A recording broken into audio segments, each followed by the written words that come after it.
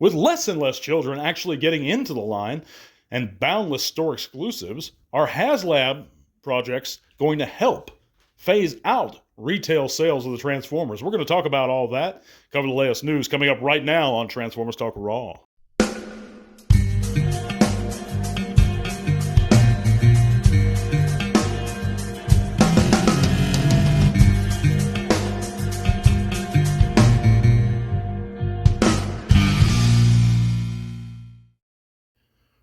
So with all the stuff going on right now, I appreciate you guys coming in, taking your time out of your busy days on this relaxing weekend to spend a few minutes with old Matt and the Transformers Talk Raw podcast. If you haven't heard previously, you can click all those great links in the description below. It's going to take you to all kinds of cool stuff, including our Facebook group. We'd love to see you guys there. Come share your own channels and pages, chat bots with us. You can also help support the podcast further via Patreon. But yeah, there's all kinds of cool stuff up there or down there in the description. Check out my buddy Chuck's channel, the Legion of Nerds. They have a new discussion every week. He checks out new movies, talks about them, give y'all his thoughts on it. But yeah, check out that channel. It's really cool. And all kinds of stuff down there, guys. So check those things out for me. But we're going to get right into it this week. Thanks again for coming in. Hit that like button. Be sure to subscribe.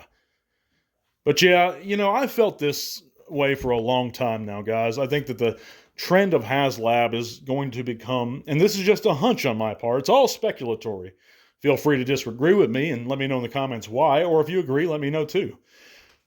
But I've felt for a long time now that it's going to be a more frequent thing. I think eventually, if not in the next couple of years, Hasbro is going to go to 2 HASLAB projects a year.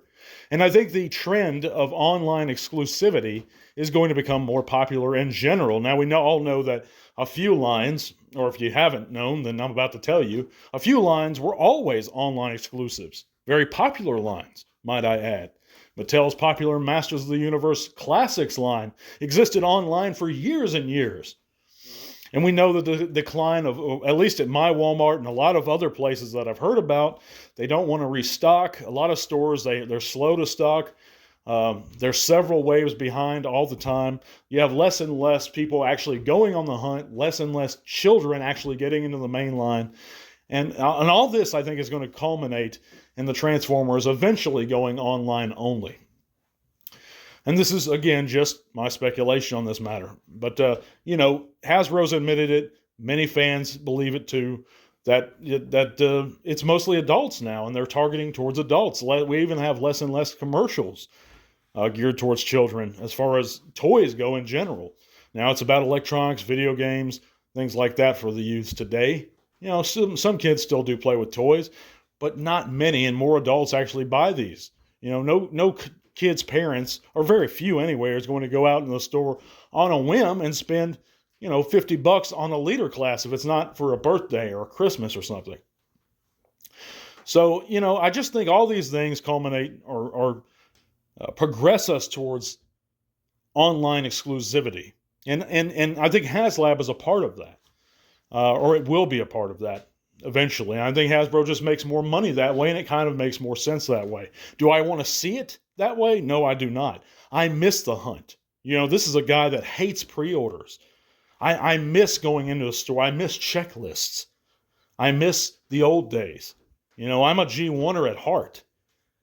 But that is the new direction now. So we can't avoid it.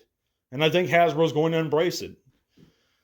Let me know what you guys think in the comments. We have a lot of news to actually cover, guys, and I'm going to be right back with you after a word about our eBay store. We all enjoy that special something that may help us remember the good old days. It may be something Grandma had in the living room. It may be that special Christmas gift you begged for and eventually got. Or it may be something simpler. Whatever the case, you can not only help support the podcast further by checking out our eBay store, but you may just relive some of those old memories just by picking up that special item. The really cool part? We have a perfect selling record and offer free shipping on most items. So support the show a little more, if you like. Now, on to the news.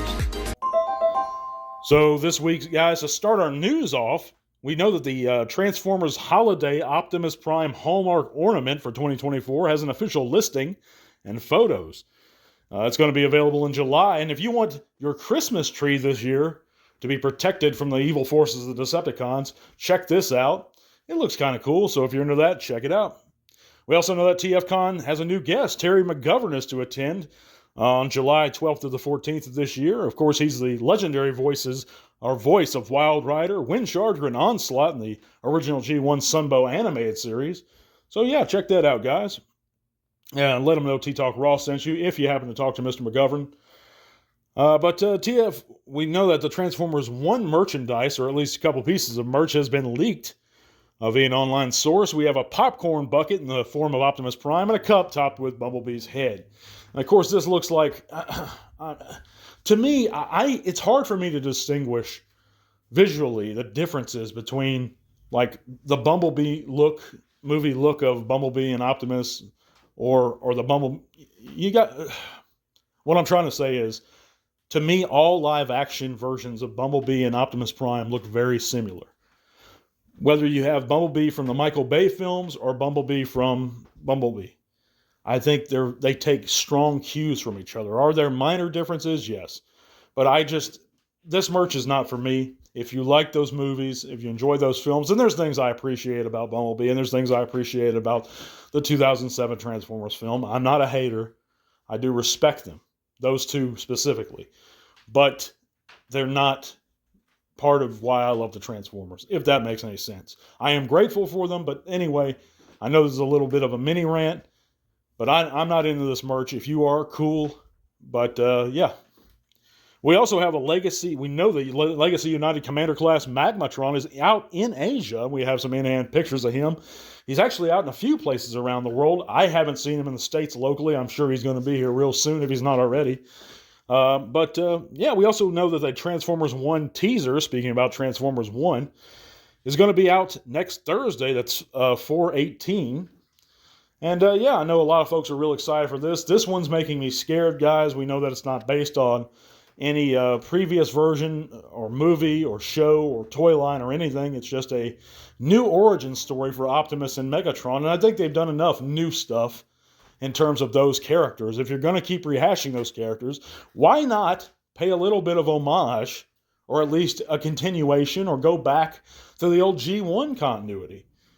It'd be nice to see a continuation of Sunbow, and that's what I was hoping Transformers 1 would be. Kind of a continuation of the Sunbow continuity, the US Sunbow continuity. You know, we know that the Japanese kind of did, but not really. So I would love to see that, and to know what happened after Rebirth, to know what occurred years later.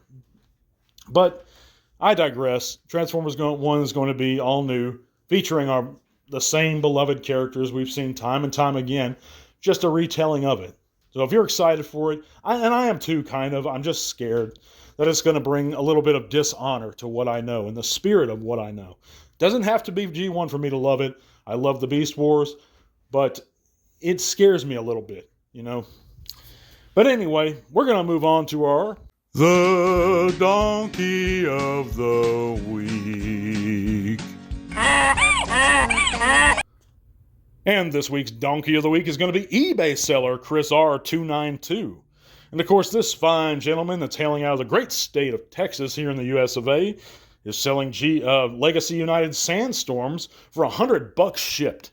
The low, low price of $100 shipped for a leader class. Don't you just love that? So I think Chris R292, you, my friend, qualify for the Donkey of the Week. This is going to be a shorter segment, guys. I didn't really have a whole lot I could go on about with this. I just want to express a few of my thoughts. Let me know in the comments what you guys think. I'm sorry for the shorter segment this week, guys. I'm real beat from work. But I deeply, deeply, deeply appreciate you guys listening. God bless you. We're going to be back real soon. And to all are one. This podcast is made possible thanks to the support of great people like you. Thank you.